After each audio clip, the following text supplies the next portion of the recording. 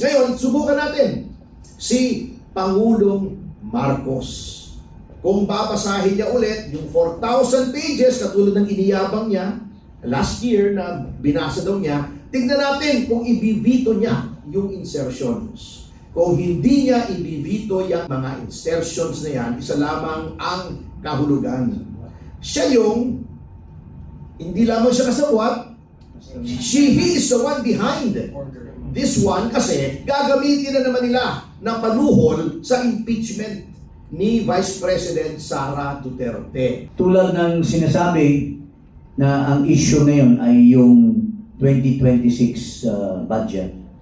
Wala pong kaibahan ito sa 2025. It's still equally the same corrupt budget. Buhay no ng bawat Pilipino ay nakasalalay dito sa budget na ipapasa sa 2026. So ang magiging topic po natin this morning is about the 2026 na budget ng Pilipinas. Diba? Masyadong maraming mga issues na nilalaman patungkol sa ating budget. To start it off, para magsimula tayong lahat, maybe we can ask the people in our panelists, yung mga panelists natin ngayon, to give us 1 to 2 minutes each of your opening statements about that within the 2026 budget. Ladies first.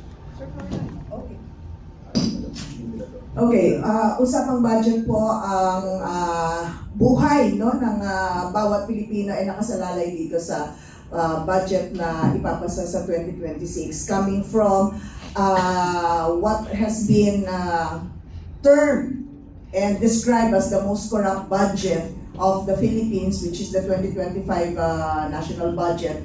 Ito pong 2026 ay importanteng usapin para mo no sa importante ho itong matuntunan, madinig ng ating mga kababayan. Ano po ang saloobin ng mga panelists ngayon pagdating ho sa nangyari sa usaping bicameral na sinasabi nila ay televised po, no? At tingnan mo natin, maging bukas ang ating isip, ang ating mga tenga sa usapin ngayong umaga at sana po ay maliwanagan kayo ano po ba talaga ang tunay na nangyari dyan sa Bicameral Conference Committee pagdating sa 2026 national budget. Magandang umaga po, mga kababayan, sa ating mga kasama sa media, and my good friend Rob Ramses, very able, who will be our moderator today. Mga kababayan, tulad ng sinasabi na ang issue ngayon ay yung 2026 budget. Wala pong kaibahan ito sa 2025. It's still equally the same corrupt budget. If you've listened to the bicameral conference committee, although pinakita nila in public through internet, no? Makikita mo na muro-muro pa rin. Klaro-klaro yung si Gatchalian at saka yung Mika, tawag ko nga doon, sa mukha pala, mukhang vampira doon yung Mika, parang sinisip-sip niya yung dugo ng taong bayan So, kunyari, they are opposing the changes in the budget, in the BICAM, and yet at the end of the day, bumabayad pa rin. So, what kind of leaders we have in this country? Kaya, yun po, the PCIJ has reported that there's still massive insertions in the budget. So, walang difference. The only difference is, muro-muro, papakita, kunyari, in public. Unlike before na nagkatago. Pero, at the end of the day, nag-giveaway pa rin ang mga senadors sa, sa buwatan ni Vince Dizon at ang House of Representatives. At saka yung Department of Transportation and House of Representatives. So, what is something new? When Saldico has identified the mastermind of the corruption as Mr. BBM, getting 25 billion in insertion and getting another 52 billion from the Alcantara scam in Bulacan, what do you expect? Will he stop, this president of ours, will he stop with his corruption? It is very reflective doon sa 2026 budget na si Marcoy Jr., siya pa rin ang konduktor ng konsyerto. Yun lang po, I'll just answer your queries later. Magandang umaga po muli sa inyo lahat. Magandang umaga po sa inyong lahat, mga magulang at mga kapatid. Unang-una po, isang taus-pusong pasasalamat at sa kabila ng kitang-kita naman nating panggigipit at pagsikil sa freedom of expression ng kasalukuyang pamahalaan ay narito pa rin kayo. If only for that, you deserve the thanks of the Filipino people. Alam niyo po, etong budget na ito ay classic case of di na natuto. Parang Gary Valenciano na. Meron na noong 2025, nakita na ng mga kongresista na galit yung mga tao sa insertions, ngunit hindi pa rin sila tumigil. Pinalitan na nga yung speaker. But what happened is that it's a different dog with the same collar.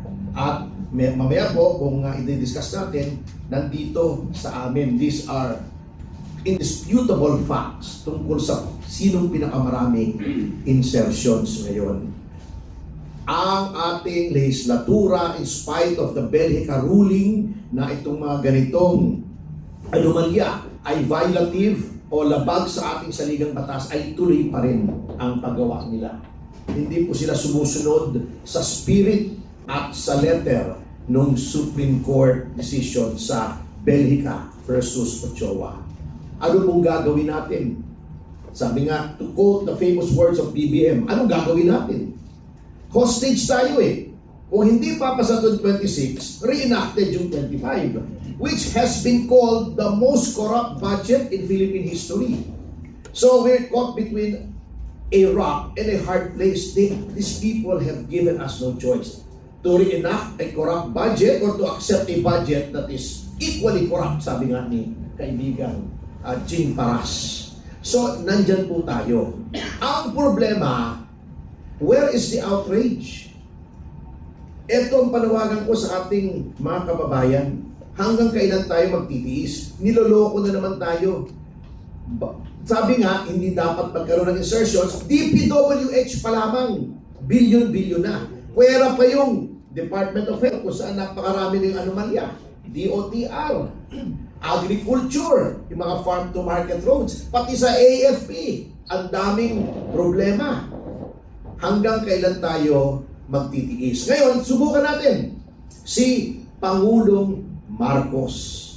Kung babasahin niya ulit yung 4,000 pages katulad ng iniyabang niya last year na binasa daw niya, tingnan natin kung ibibito niya yung insertions. Kung hindi niya ibibito yung mga insertions na yan, isa lamang ang kahulugan.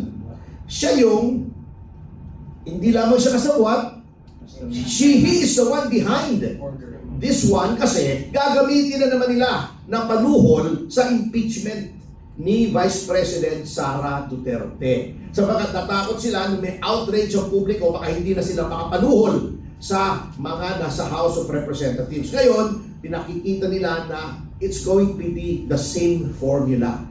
The question now is, what are we going to do about it?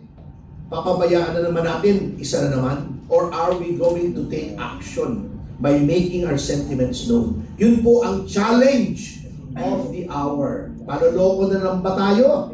Are we going to sit down and take all of these insults to our intelligence? Or are we going to make a stand and take action? Salamat po.